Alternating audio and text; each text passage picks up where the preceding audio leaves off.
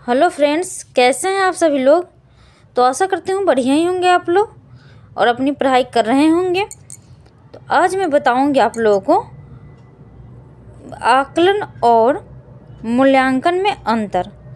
इससे पहले मैं दो वीडियो यानी कि दो अंतर, मापन और मूल्यांकन में अंतर और परीक्षा और मूल्यांकन में अंतर, दोनों अलग अलग वीडियो बनाकर मैं अपने इस चैनल पर वीडियोज़ में डाल दी हूँ। आप लोग उसे ज़रूर देख लीजिएगा, क्योंकि सब अपना पढ़ के जाइएगा तो कोई पूछेगा तो आप लोग बढ़िया से उसका आंसर दे पाइएगा।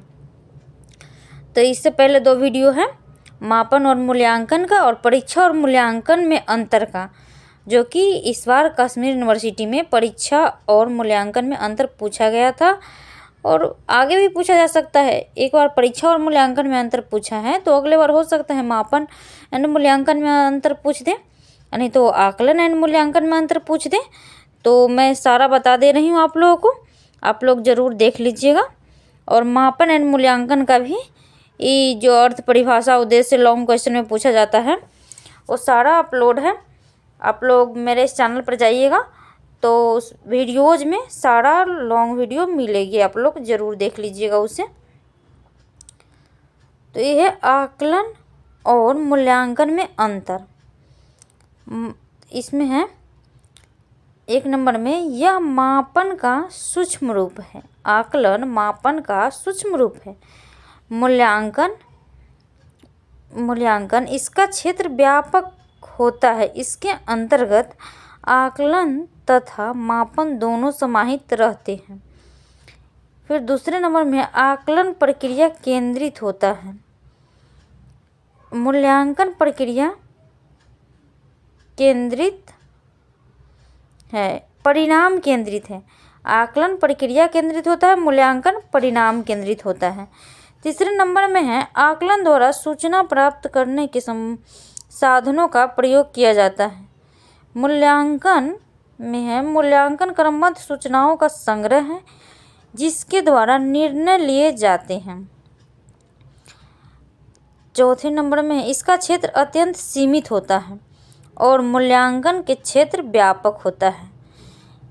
इसके द्वारा उद्देश्य प्राप्ति के साधन प्रयोग किए जाते हैं और मूल्यांकन इसके द्वारा उद्देश्य की किस सीमा तक हुई है यह ज्ञात होता है। उद्देश्य किस सीमा तक हुई है यह ज्ञात होता है मूल्यांकन में। फिर आकलन में है, इसे अधिगम उद्देश्यों से जोड़ा जा सकता है। आकलन को अधिगम के उद्देश्यों से जोड़ा जा सकता है। इसकी अभिव्यक्ति अभ्यास के रूप में होती है और मूल्यांकन यह सुधार के बाद परिवर्तित रूप है।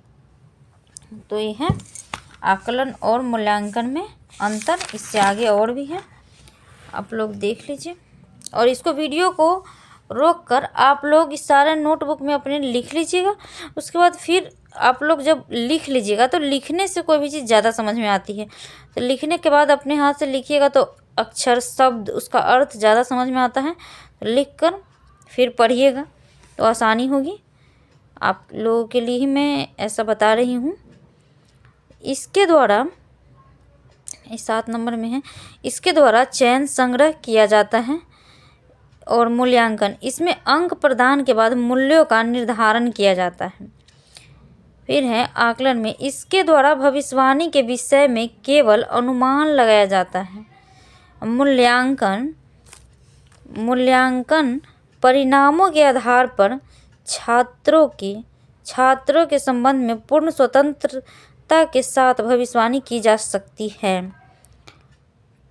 फिर है, इसकी आकलन की प्रकृति अत्यंत लचीली होती है। मूल्यांकन इसकी प्रकृति लचीली न होकर स्थिर होती है। 10 नंबर में है, इसके द्वारा आकलन में इसके द्वारा व्यक्तिगत आकलन किया जाता है और फिर है, इसके द्वारा व्यक्तिगत तुलनात्मक अध्ययन संभव है। तो ये रहा आकलन और मूल्यांकन में अंतर। आशा करती हूँ आप लोग इसको देखकर आप लोग समझ जाएंगे आकलन और मूल्यांकन में अंतर समझ गए होंगे। तो मेरे इस चैनल पर जितना जो वीडियो कश्मीर यूनिवर्सिटी से रिलेटेड है आप लोग ज़रूर देख लीजिएगा, इससे बहुत ही फ़ायदा होगी आप लोग के एग्ज़ाम में। तो मेरा ये वीडियो पसंद आए तो आप लोग लाइक एंड सब्सक्राइब ज़रूर कर दीजिएगा। Thank you.